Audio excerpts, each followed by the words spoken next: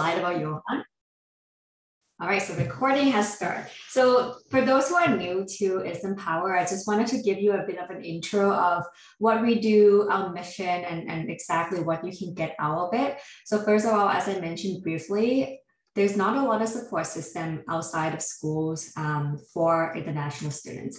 A lot of us ended up, having to figure things out by ourselves. Some of you might be lucky to have some friends who are able to help you along the way. But again, not everybody is able to do so.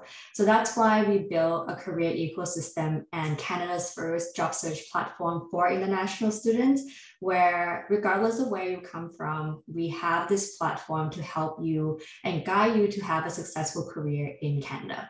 So for us, we know that we can't solve this problem by ourselves. We have to bring in people in the ecosystem, including employers and university.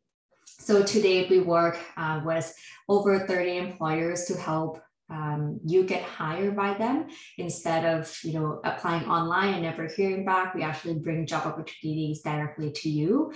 We also offer useful resources just like this through our webinars, as well as our online platform, which if you have not yet created an account with us, please go ahead and do so. So by creating an account with us, it's entirely free of charge. By the way, you guys, you're gonna get all the personalized resources sent to you every week according to where you are in your life cycle of being an international student.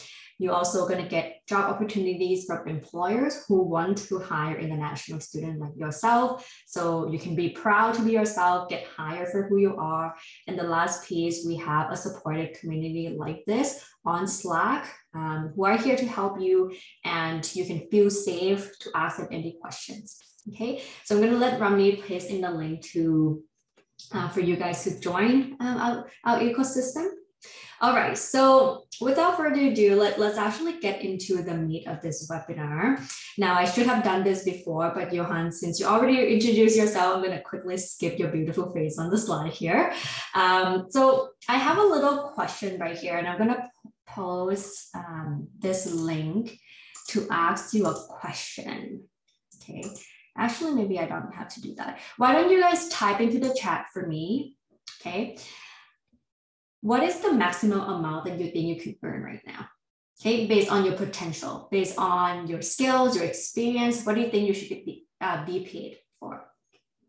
Okay, type into the chat, just numbers, say in terms of salary. Okay, you can do yearly salary, hourly, or whatever you're comfortable with. So say, 40,000, right? Or 100,000 or 200,000, right? Like what is the maximum amount you think you can get?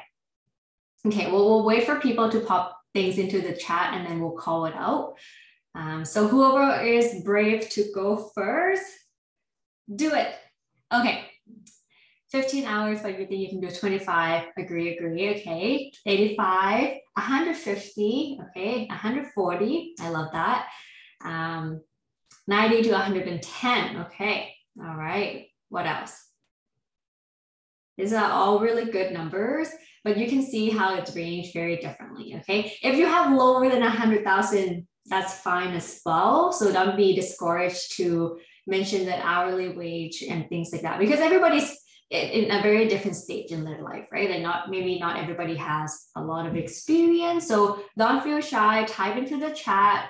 This will really help us understand who you are and the maximum that you can have, 140. Okay, anything else? Anything else? Going once, going twice. Okay, 110, data manager. All right, 70 to 100 range annually. Okay, everybody's aiming for us. What do you call it? 6 figures. Okay, so that's good. So these are all very good numbers. So thank you for sharing. Now, I don't know if this is surprising to a lot of you, but as an international student, you actually earn about 20% less than domestic candidates. Okay, and I can share the source of this information later on, but it's actually from StatCan. Now, you earn 20% less as compared to domestic candidates, even 5 years beyond graduation. And that is a huge problem, and that's why we are here to solve this problem. You should be paid, regardless of where you're from, whether or not you speak with your accent or you're new to the country, you should get paid according to the market. And after this webinar, I want you to feel confident and have all the toolkits you need in order to negotiate for what you deserve, which is the number that you have put into the chat right here. Okay. Now, Yauhan, I'll let you kind of speak to this a little bit more as well, but the biggest mistake I see international students or any other candidates doing is not negotiating salary at all. Okay, so I grew up in an Asian household, very conservative. My parents always taught me to just be grateful for what you have, never ask for more. You should already feel lucky to have the job that they offer you. So don't ask for more. And that's the mentality I grew up with. So talking about money was extremely challenging. And to be honest, my first job, I didn't negotiate. And that's, actually hurts me in multiple different ways later down the road, right? Because I didn't want to touch on that touchy or sensitive topic. Now, Yauhan, what do you think about this? I don't know if you had exactly, similar experience back in the days. Yeah, so I think this issue, Pat, of not negotiating, surprisingly, is not just for international students. There are, so many people who I know, who've lived here for many, many years, who have similar sentiments around negotiation, right? So they may think, oh, maybe I'm not allowed to negotiate, or if I negotiate, the employer may think, badly of me. They may think I am greedy. I'm just, looking for money and nothing else. They may take back the offer. So there's a variety of different reasons which we'll get into. But I think this issue is prevalent, beyond international students. But the biggest mistake, honestly, that you can make is not negotiating at all. And as we get into the presentation, what you'll realize is, it's not just about the money piece that you can negotiate. There are so many different variables that you can negotiate depending on what's most important to you. So that's what I see as a trend, Pat. Mm-hmm. Yeah, no, that's super valid. And I kind of asked myself this too, like, hey, why did I not negotiate? And I also talked to numbers of community members that we have, thousands of them now, and we understand these are the three main areas that stop you from negotiating. So if any of this resonates with you, please raise your hand or type into the chat yes. So that will really help us understand where you are.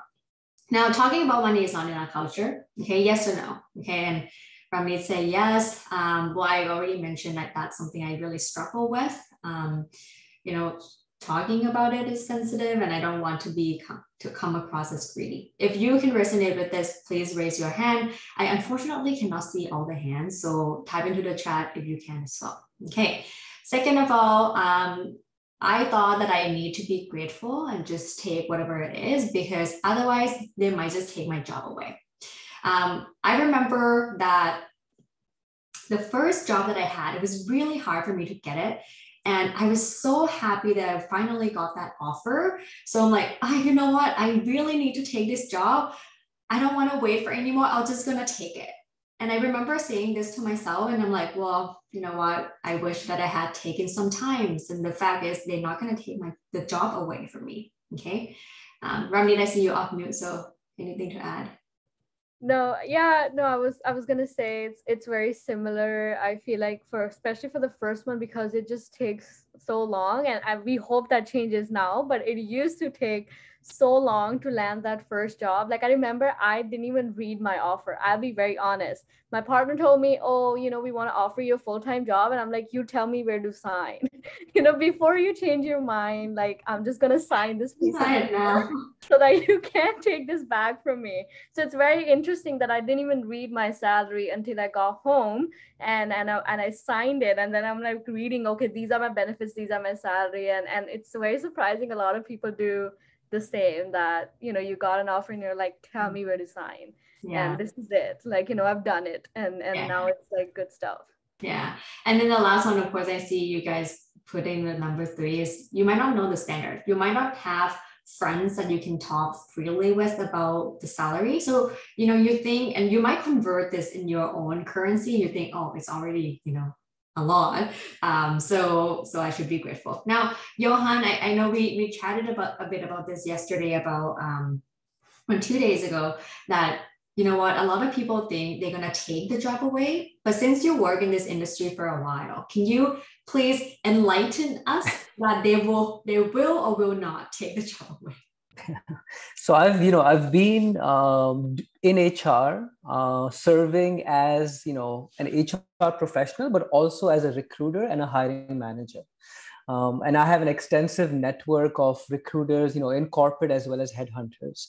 And in my 12, 13 years of experience, I have never seen an offer taken away because somebody negotiated a higher salary or additional benefits.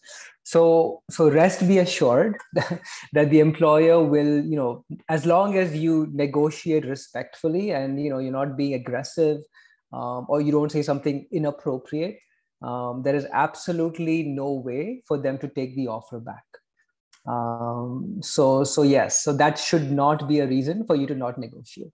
Mm-hmm. Yeah, everybody listen up. Okay, so now I wanted to say that negotiating is only giving you the benefits, and it actually doesn't harm anything because they are not going to take the job away from you as long as you, of course, negotiate in a reasonable way. Okay, the worst thing is that they're going to say no, as Bruce mentioned. They're just going to say no, and then you're going to be like, oh, damn it, right? But anyway, so the stats say that only 40% of millennials, and I'm not sure if you guys are millennials or not, negotiated their salary. Only 40%. Okay, that's very little. And for those who negotiate, about close to half of them get what they want.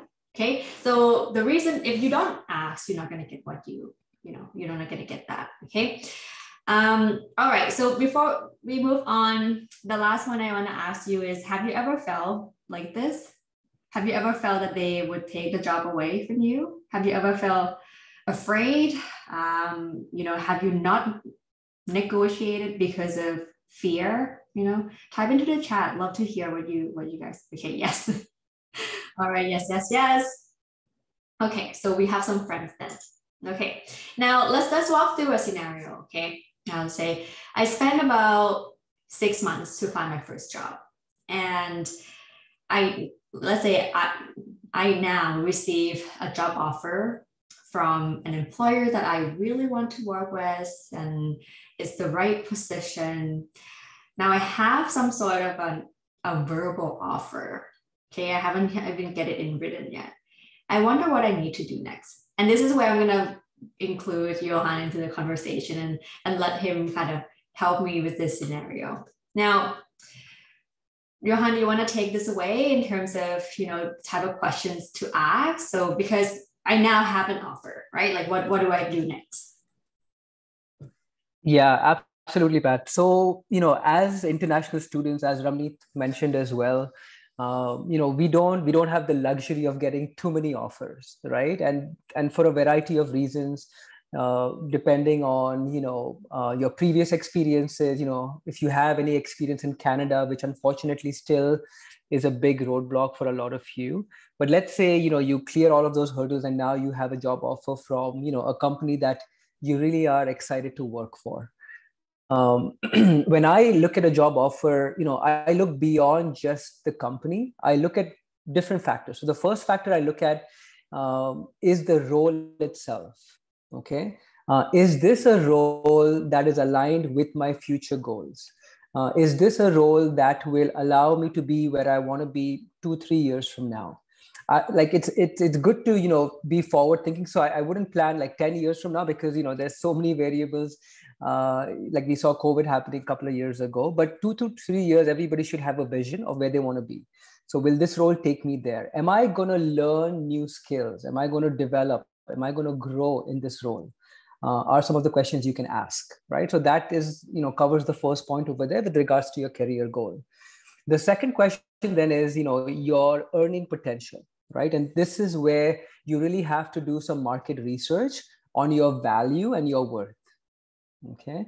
And we'll get into, different strategies on how you can do that. The third question to ask, especially now with so many different flexible options available, is, what is the lifestyle that you want to live? Okay. Do you want a job that lets you work from home? Are you okay with a job that requires you to go into the office? Are you okay with a job where you have to commute 1 hour each way? Right? So keep all of those things in mind as well, because at the end of the day, time is money, right? So if you have a job where you're spending 2 or 3 hours every day commuting, that could be, time spent with family, that could be time doing something that you're passionate about, right? And then the final piece is, what is the absolute minimum, right? So when you've done your market research, typically you'll come up with a range. And then the lower portion of that range is what we call an absolute minimum. So less than that is something I'm not willing to accept. No matter how desperate I might be, it just shows me that the employer really is not paying me for my value, for my worth. So then you have to ask yourself, do I really want to work for an employer like that? That is basically short selling me, right? I know I'm worth 70,000. They gave me an offer for 45. That just is not acceptable, right? I think 5% here and there or 10%, you might be okay accepting, but not when it's beyond the 10%. Mm-hmm. So that's what I look at. The other thing I look at as well, beyond compensation is, how are the people over there? Have I enjoyed the interview process? Are these people who I see myself working with, right? What kind of chemistry did you have with your manager, right? Is this a person who is a role model for you, who you can learn from, who can help you develop and grow? So there's many factors besides compensation that you should look at before you either accept or reject. Mm-hmm. So now that I have some sort of a verbal offer, would you recommend that we get that offer in writing first before we start negotiating? Because I know Joe mentioned that in the chat. Yeah, no, absolutely. So, I've seen many times where employers give a verbal offer, but then nothing really happens after that, because they are still kind of in decision phase, right? So as soon as they give you a verbal offer, ask them as soon as possible, could you please give this to me in writing as well? Okay. Most employers will be pretty good about it. So within a day or 2 days, if not the same day, they will come back to you with a written offer. Sometimes it takes longer than a day or two because they require a couple of signatures and approvals from higher ups, and that takes time with people's schedules. But yes, absolutely no negotiation until you have something in writing. Makes sense. Sounds good. So say I already have some sort of a paper that's sent by the employers, and it's a big package. It's usually not just one page, it's multi-page. Now, I'm like, well, I kind of want to get paid more, but I'm not really sure the range or my worth. Okay. Now, what do I do? Yeah. So many different things you can do. The first is, hopefully by now, you would have researched your value and your market worth. So this is, where you can use many different strategies for this. So one is what you see on the slide here. You can use online research as part of your strategy. So the recommended websites over here would be Indeed, Glassdoor, Payscale, and Salary.com. Between the 4 of these websites, I think you can get a pretty good idea for what you're worth. Now, what you're worth can vary based on industry. So for example, consulting, banking, those sorts of industries will pay you a little bit more as compared to government or non-for-profits. Okay. The other factor is seniority. So this is, how much experience do you bring? And not just Canadian experience, your overall experience from back home as well. The third factor is geography, right? So within Canada, depending on the city, the compensation would vary. So for example, a role in Vancouver for a data analyst would have a different compensation bracket compared to the same data analyst role in Toronto. Okay, so there's many different factors. So what I would recommend is when you do your research, put in your specific title, put in the years of experience, and also put in the specific location. And that should give you a good assessment of where you stand. The other thing I like to do is, because online research can never be 100% accurate. So what I recommend doing also is talking to people. So these can be people who have graduated from your program, who've landed up with roles that you aspire to have. These can be headhunters or recruitment agencies who are pretty transparent when it comes to compensation discussions. So find people, in your network who you have a good relationship with, and just double check your online numbers with them as well. Sounds good. And just a little bit of a promotion, because if you don't have friends or mentors who can help you, you can get started with the mentors that we have in our community. Okay, so if you're not a part of it, feel free to join. Okay, so, and sorry. Before we go ahead, we have a question which I think is relevant, Yauhan, if you can answer that they say like once you have an offer in writing, isn't like that number like finalized and like, it can't be changed? Like, can you sort of shed a bit of light of like different kind of maybe contracts? Like, has it ever happened that, when it's in writing, it's final and you can't really change that? Yeah, that's a good question, Joe. So whenever, I have, presented offers or I've been part of the offer discussions, the amount that you see on the offer letter is never final. And it's almost always eligible for negotiation, whether that is a full-time permanent role, whether that's a contract role, whether that's salaried per hour, irrespective of the conversations you've had. So if the recruiter in your conversation or the hiring manager said, Joe, this is the budget we have, this is the offer you will receive, irrespective of that, it's still open for negotiation. Mm-hmm. And I guess while we're at that, I have another question in head. Like, what about during the beginning phase? They ask you about your range or anything, and you don't really commit to anything at that point, or like, let's say they weren't aware of, salary negotiation at that point, and later want to have like another discussion. Is that okay, or is that sort of looked at in a negative light? Yeah. So before you get into, any interviews, I would suggest, do your market research, look at the industry trends as well, and not research that you've done, 3 months, 6 months ago, because the market is always changing. Right now, as you guys know, inflation is at an all-time high. And what that means is salaries are at an all-time high as well. So with inflation, employers also adjust compensation. So roles that would have paid you, maybe like 60,000 back in 2020 are now paying, 70, 75, 80,000, right? So there's been a 10 to 30% adjustment for inflation. Now, once you've done your research, you can expect the salary question as early as the first stage of the interview, which is typically with, HR or the recruiter, like someone from the HR team. So be prepared with, knowing a specific number. However, never give out the number unless they ask for it. And even if they ask for it, ask them what budget they have in mind for that role. Okay, and we can do a role play later on to see, how you would tackle that, but always, let them give out the number first. And the reason for this is twofold. The first is, let's say you give out a number, but that number is on the higher side of what they have in mind, then you are automatically disqualifying yourself, right? Because they just don't have the budget for it, and they will most likely not give you the low compensation because they know you will end up leaving due to, dissatisfaction with pay. And then if you mention a number which is on the lower side, then you're not doing yourself a favor. You're basically short selling yourself. So always get an idea from them for a number. And if they don't give it out to you, then we can talk about, other strategies you can use. Mm-hmm. Yeah. And I find that it really depends on who you're talking to, right? As you negotiate this. And I have had different negotiation, different style. Can you maybe tell us a bit more about the difference that we can expect?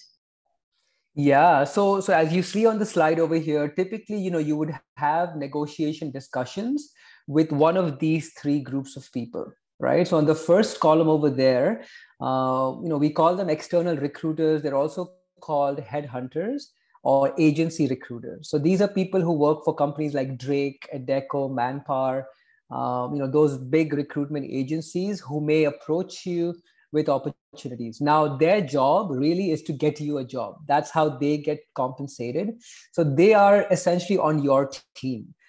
These are people who I find will be extremely transparent with you with regards to the compensation. So they'll tell you, what, Pat, like for this role, typically, we've placed people at 50,000. right?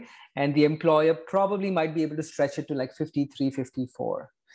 So in this case, you have a very good idea for what that number is before you get into the interview stages.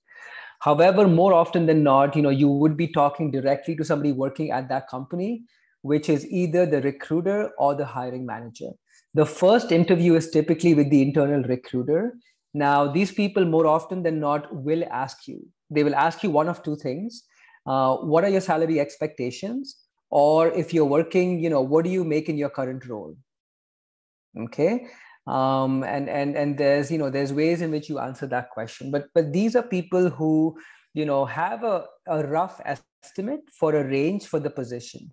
So they may not know exactly, what the specific number is, but they have a range, for that specific level and for that specific position.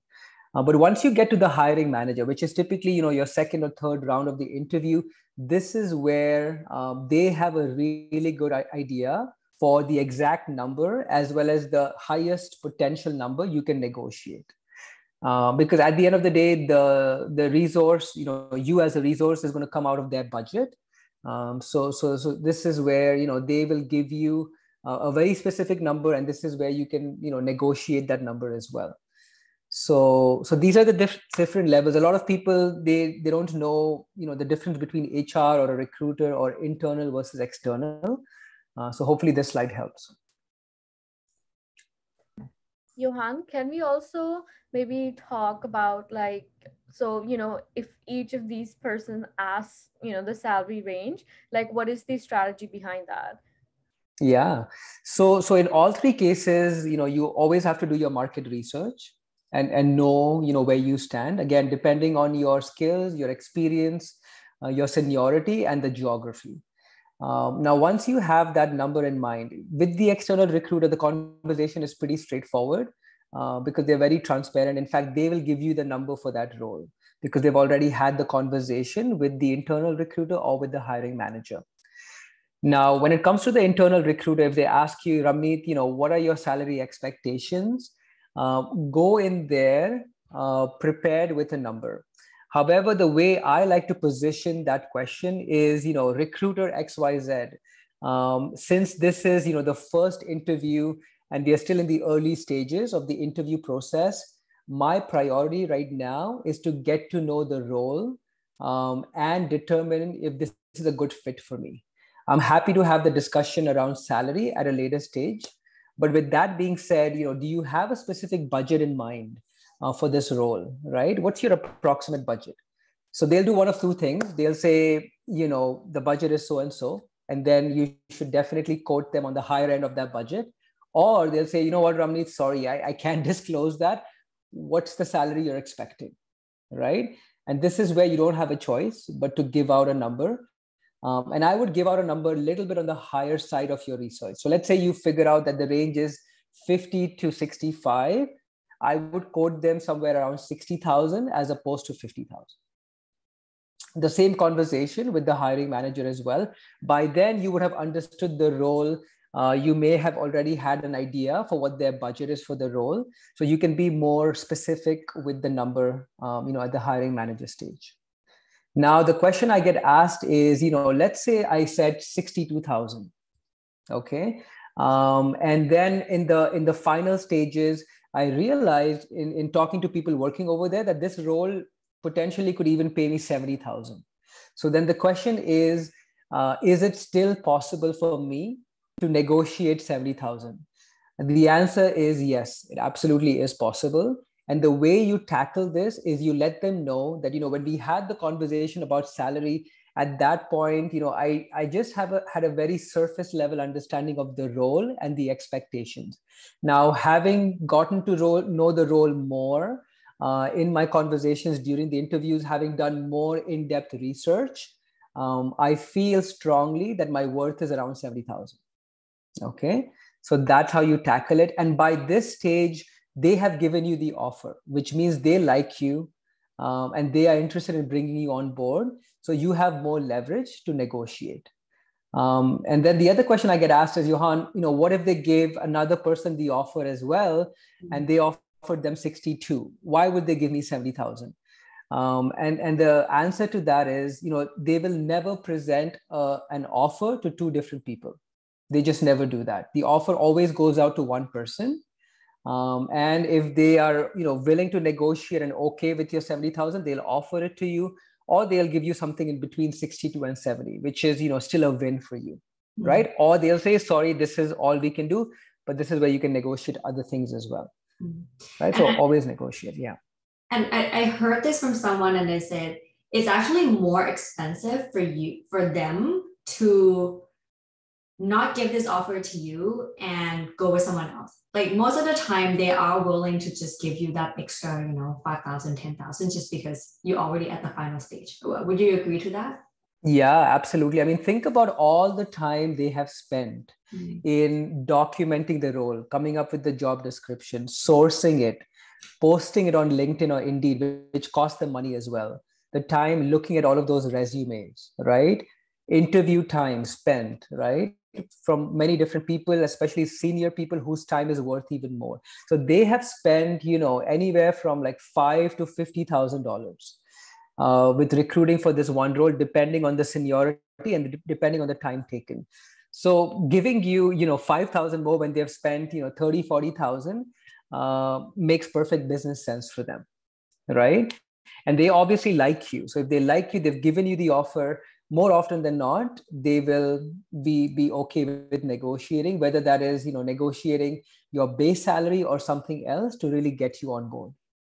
Sounds good. We'll move on a little bit quicker, as just be mindful of the time. I wanted to say something, like this is my misconception. I thought that, it's the market rate and I could just get whatever the market rate said. But now I learned that it's my responsibility to convince them that I need to be paid more. So it's my job. That's as part of my job search strategy. I need to do that. So the step 3 that we have on the slide here is building your case. So, how can I back up the reason why I need to be paid more, aside from the market range? Yeah, so market range is one arsenal in your toolkit. I think the biggest arsenal though is knowing what your value is. Okay, so let me explain this to you. So each one of us, provides a certain degree of skill sets and experience, which translates to your value, right? So what you need to think about and reflect on is, in the past, whether you have done an internship, whether you've done a project, whether you've done some work back home, what work have you done? And in that work, what value have you delivered, right? So you saved the company maybe, 5%. You created a process efficiency, which reduced, time being spent, right? So I'm sure there's at least one or two examples you can come up with regards to your value. They don't always have to be quantifiable, but just think about results you've achieved that you've got, recognition or acknowledgement for. So that translates to, the value and the impact you've made. When it comes to negotiation, use that. So use those examples and relate them back to the role. So if it's a process improvement role, right? Think about the internships, think about the projects where you actually did this kind of work and the results you achieved, and then say that in the interview, right? In my internship 6 months ago, I worked on this exact same project that is required for this role. This is what I did, and this is what I achieved. So that obviously elevates your value and your worth to the employer. Yeah. Or even like additional training, right? Like if you already have some sort of training and they could save some money instead of training you from the ground up, that's a really good quantified value as well. Okay. All right. So step 4 is to go beyond the money. And you kind of alluded to that a little bit. Like what else can we negotiate? Yeah, so I'll answer this question Joe has on the previous slide first, and then I'll get into beyond the money negotiation. So Joe, what I mean by geography difference, on the previous slide is, so geography basically means location, right? In Canada, depending on the province and depending on the city within that province, the same role could have a different compensation bracket. Okay. So I would say, when you're doing your research and when you're talking to people, look for specifically within your city and within your region, what that bracket or what that value is. So I hope that helps. Yeah, or even like the relocation as well, right? Like say if you are required to move to a completely different city for this role, like it's completely okay to ask for a relocation fee or a little bit bump in salary.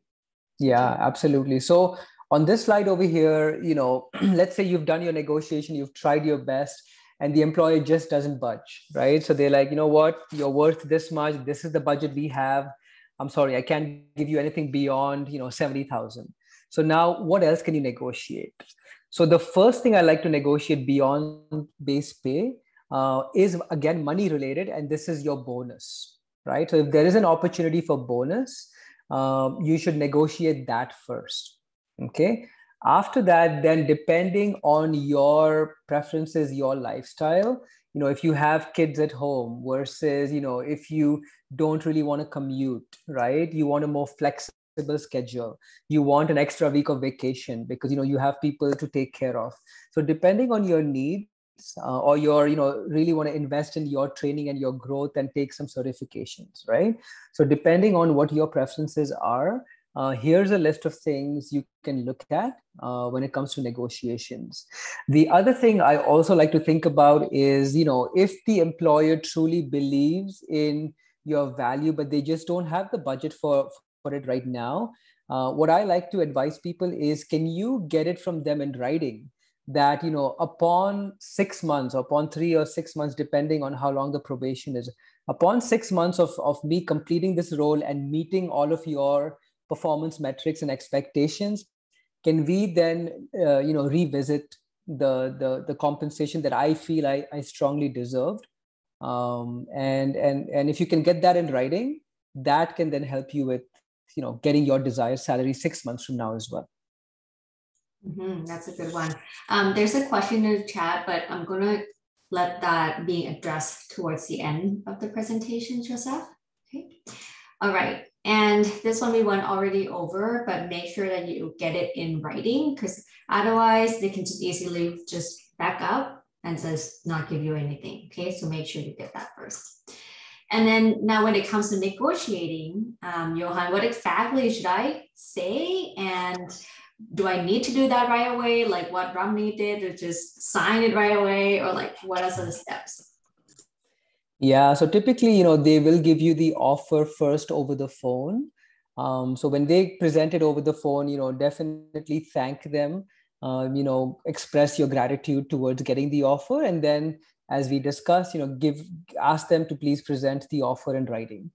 Once you get the offer in writing, they will typically give you a few days, right, to look at it, review it, and get back to them. Let's say sometimes, they are in a rush. So they give you the offer on a Friday and they want you to start on a Monday. First of all, that's a bit of a red flag for me in terms of, their practices. But in case that's the case, then obviously you've got the weekend to think over it, but always ask them for an extension, which is at least 3 or 4 days. Because you want to completely review it, you want to understand it, you may want to take it maybe to a family or a friend to have them review it, right? So all of this takes at least a couple of days. So give yourself that time. Once you have decided that yes, this offer, I certainly want to negotiate a few things, send them an email saying, I've reviewed the offer, thank you again for it. I would like to discuss the offer over a phone call. So never throw out any numbers or negotiate over email, because they can hold that against you. So always get on a phone call with the person who's presented the offer for you, and then start the negotiation process over the phone. Yeah, and just to add to that as well, Yauhan, is like you can actually take your time, and they want you as much as you want them. So, you can negotiate one, but if that doesn't work, like don't be afraid to do it at another time as well. If that offer still doesn't look right, do it again. And of course, they will get you a new letter, usually via an email. And I kind of want to add to that as well. Like while we're talking about discussing it over the phone, I feel like, some people who have like a fear of confrontation, or having these negotiation discussions is definitely very confrontational. It's very it takes a certain effort out of you. It's not something you're discussing about your skill set or something. So if you're an introvert, or if you're someone who doesn't has that confidence, and then things, a well drafted email might as well just be my way. But like sometimes what happens is that the other person might not receive the information in the same way you're writing it, as Yauhan said, right? Like it could be held against you, but it also sometimes then becomes very careful selection of word, and also understanding the mood of the negotiator. Like that sometimes only happens over the phone, because you can understand the tone, the mood, and what's happening, and you'll know how to adjust yourself accordingly, to be more aggressive or to be more passive. So getting over that fear of confrontation is something that's really required, not just in negotiation, but in your job itself. So if that is something that holds you back, sometimes you just have to bite the bullet and just do it. But maybe try doing that conversation with your friend, or someone, just like do like a mock call, so that you get your nerves out before you actually do that call, if you are someone who really struggles with it. Mm-hmm. Yeah. So on that topic, why don't we do a little bit of a mock, as what Ramni just said. We are very synced in terms of the slides here. So Yauhan, I'm gonna let you do the mock, but let's say, I am the one, a recruiter, and you try to negotiate with me. So then this is over a phone call. Yeah. So once you've sent that email, thanking them for the offer and asking for a phone call, you can follow, the script that you see over here. So what I would say is, when I get on the conversation with Pat, the first thing I would say is, Pat, thank you so much, again, for giving me this offer. I really appreciate, the trust and the value you've put in me in presenting this offer. I'm sure there were many other qualified candidates, so this offer really means a lot to me. So thank you so much. Now, Pat, as I was reviewing the offer, I had a couple of questions. One with regards to the benefits, and then you can just, ask her a question about the benefits, or maybe a stock option or something else, but that is not salary related. Okay, so never start off the conversation with salary, but ask them something on the offer that you genuinely have a question about. Then you continue the conversation by saying this. So, Pat, again, thank you for the offer. The only thing that is holding me back from accepting this offer is the compensation. So, in the few days that I've had, a chance to look at the offer, reflect on the offer, I've also done some more market research on the industry trends, on my worth as well. And I strongly believe that for this specific role, in this industry, and with the conditions we have right now with inflation, my worth and my value is $7,000 more compared to, what the offer is. I really want to make this work for us. And I hope you're able to, accommodate this offer for me. And if you are, I'm more than happy to accept it. That was such an excellent answer. And another thing I did a couple of days ago was putting together the script that Yauhan just said. So I put together a free download. I'll let Ramni put into the chat, but I have two scripts that I want to share with you. The first is an email script. So how do you write that email asking for the phone conversation? And then the second one is a phone call script. So what exactly you need to say in order to negotiate, like what Yauhan just did. Okay, so if you are interested, click the form in the chat, put down your name and your email, and then it will be sent directly to your email. Okay, and then just one thing to mention, I know that Yauhan mentioned at the end of it, say, I hope this fits within your budget. What he did was he was not asking for permission. So he's actually not saying, hey, does this work for you? And of course, people will say, no, it doesn't work, right? So he just say, I hope this works. Let's work this out together, which is a really good way to end it. Okay. All right. So here are some of the questions. Yauhan, I'll just walk through this a little bit, quickly. So some of the questions that you can also ask recruiter as you're negotiating is, what other benefits can be negotiated, right? First of all, you might also want to understand how did they even come to the salary range, right? Sometimes they have an allocated budget or whatever that is. So that will really help give you more points towards the negotiation. Beside the money in itself, you also want to look for growth opportunities. So ask, what is the outlook for raise and promotion? Do you get the raise every year? Do you only review performance every 2 years? You want to understand that even before you accept such opportunity. And then just going into Joseph's question just now. So he asked, is it normal to get salary adjust, according to inflation? And my answer is yes, but however, it depends on the company. So you have to ask that directly via the phone call or via an email, just get that clarified. And usually, I believe it's around like 2 to 3% every year, so depending on the inflation. And of course, lastly is you want to understand how is bonus being calculated. Sometimes it's depending on your own performance, sometimes depending on your team's performance or the organization performance. Now, Yauhan, do you have anything to add to these questions? No, so these are all really good questions, right? So let's say the negotiation doesn't go too well and they're not able to give you what you asked for. But if you notice that, people over here within 1 year, they typically get promoted to the next level, or a year and a half, 2 years. And if you're okay with that, and if that comes with, a 10% raise, you will be basically to where you are at and what you asked for in a year from now. And if you're okay with that, then I wouldn't push the employer too much on that, right? Versus some other industries. So for example, the government, right? You get amazing benefits over there, but in terms of growth and such, it may not be as quick as maybe a consulting firm.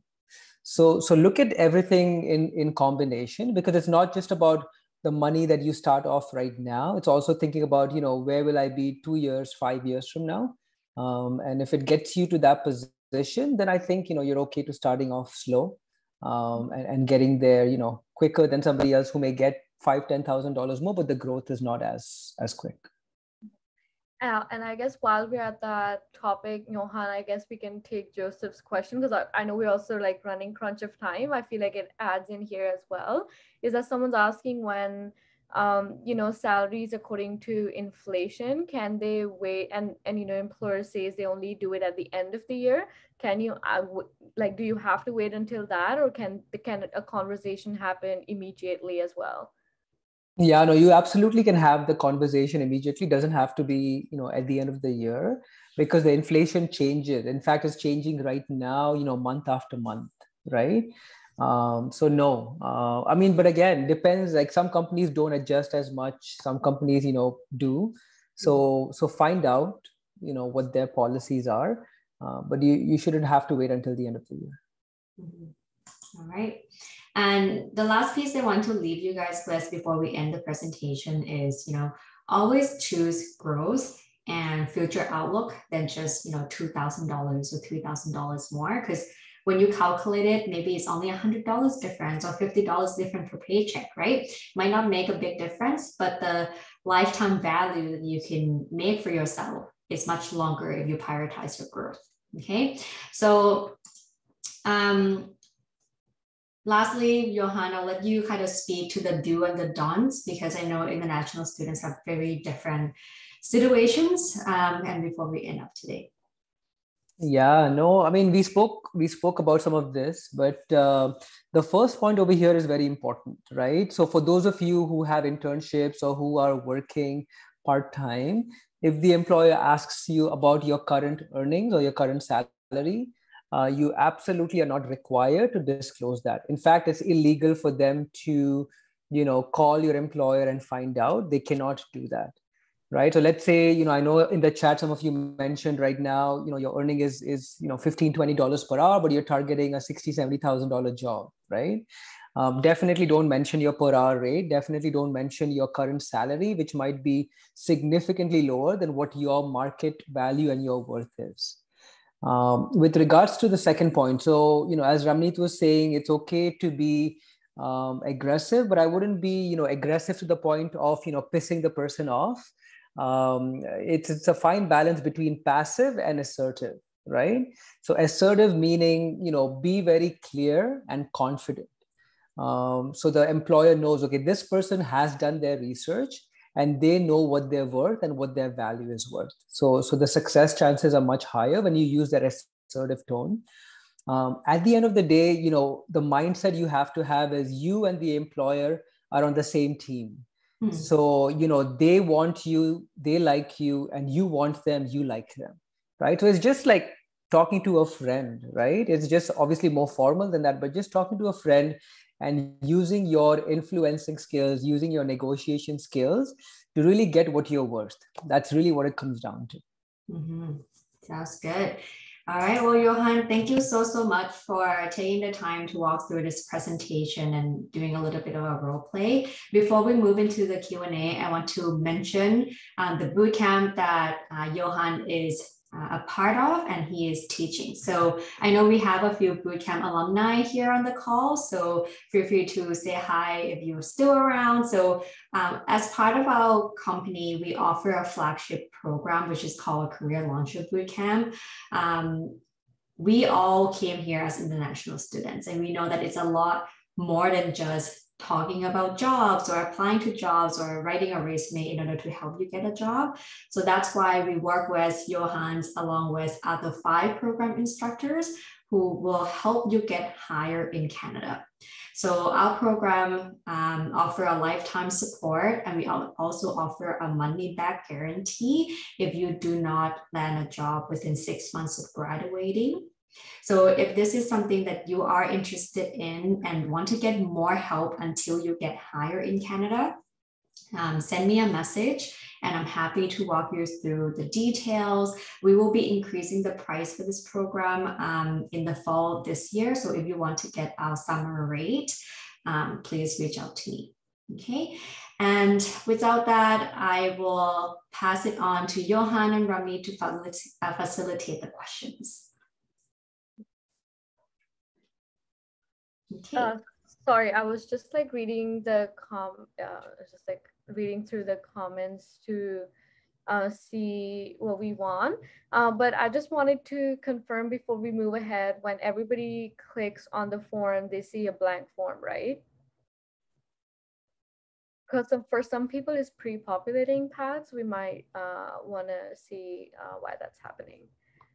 But when I click on it, I see it as blank. So I think if you are already in our system, like in our database, it might auto-populate for you. But when I click through my private one, because I'm not in the database, it's blank for me. So if you can see right now, like it's populating for Pad because Pad is already in our database. So if you've signed up with us before, it might auto-populate for you.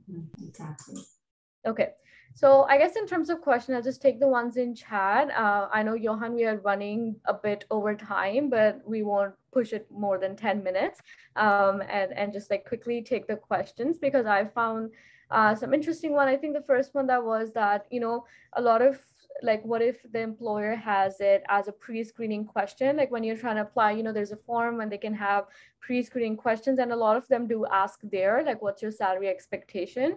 So the person's question was like, if your range is not right, does that make you, get it eliminated automatically from the, search process? And also, is there a strategy behind it? Like if there's a form, is it okay to downplay your number or quote on sort of like the lower end? Because of course you can, negotiate after.